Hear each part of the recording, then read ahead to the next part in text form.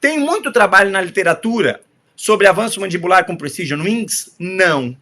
Tem um artigo recente na Engel, tá ok?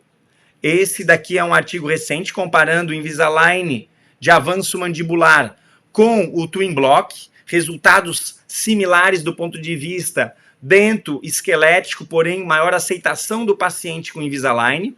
Tem essa tese aqui americana, tá? Sobre o Invisalign de avanço mandibular, e esse estudo também recente de uma equipe aqui, ó, da Itália, com uma amostra um pouquinho menor, mas também pertinente. Todos esses trabalhos mostram resultados promissores. Porém, a gente tem que entender que existe, sim, uma vasta literatura sobre avanço mandibular, como eu citei, né? E esses artigos mostram, aqui são alguns dos artigos que eu publiquei junto com o Marcos e outros de casos clínicos meus do consultório, onde a gente vê, sim, eficácia, mas também não só um avanço ortopédico, existem outros efeitos. Que efeitos são esses? Aqui eu descrevo para vocês os efeitos esqueléticos do avanço mandibular.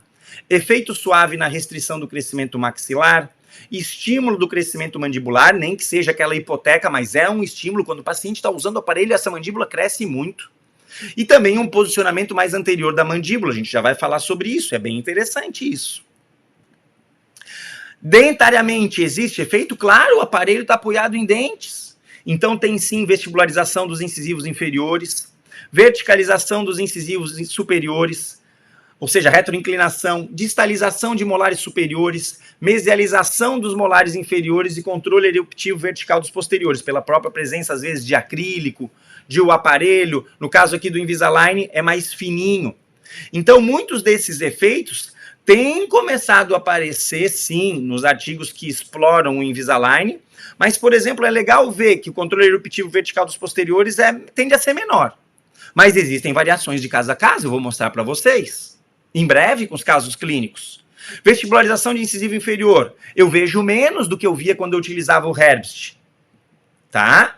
Mas todos esses efeitos, apesar do meu intuito principal ser o avanço mandibular e acontecer mais avanço mandibular mesmo, com esses aparelhos, Bionator, Forsus, Invisalign de avanço mandibular, outros efeitos também acontecem, a restrição da maxila, retroinclinação superior, distalização superior, um pouquinho de perda de ancoragem, de mesialização inferior, vai acontecer com o Invisalign. Não posso ser ingênuo de achar que não. Outra coisa que eu falei para vocês, os trabalhos mostram alterações na TM, e não são alterações patológicas, deletérias.